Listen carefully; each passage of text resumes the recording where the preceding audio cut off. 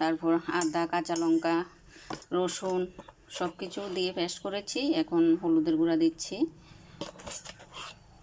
তো দেখো, তারপরে দেব একটু শুকনা লঙ্কা গুঁড়া,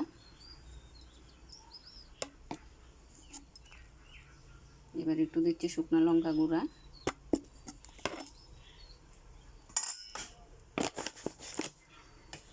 এবার দিচ্ছি নুন,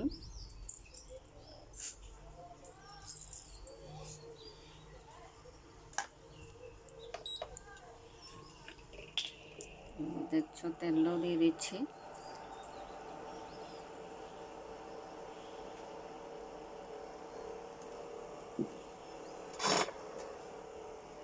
দেখো পরে এত তেল দিয়েছি।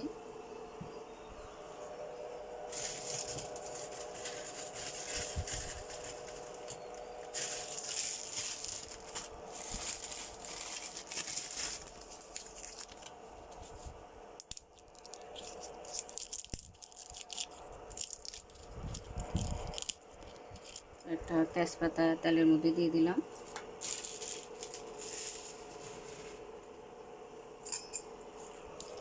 মাংসগুলো দিয়ে একটু,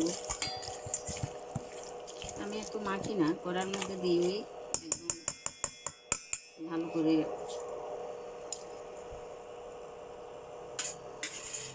তো আমার তেলটা গরম হয়ে গেছে মোটামুটি। তো দেখতে পাচ্ছ কড়ার মধ্যে সব দিয়ে দিয়েছি।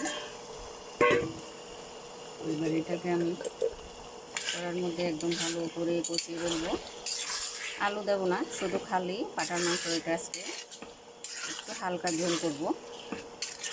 তো তোমরা কি, আমি আবার আস্তা পেঁয়াজও দিয়েছি, দেখো আস্তা কয়েকটা পেঁয়াজও দিয়ে দিয়েছি। তো তোমরা কে কীভাবে রান্না করো একটু কমেন্ট করে বলবে।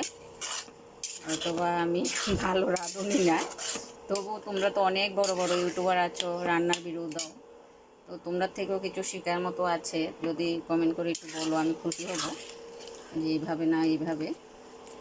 তো দেখো এবার একটু ঢেকে দেবো আস্তে আস্তে, এটা একটু কষাক। দেখো কি সুন্দর কালার এসেছে আমার মাংসে।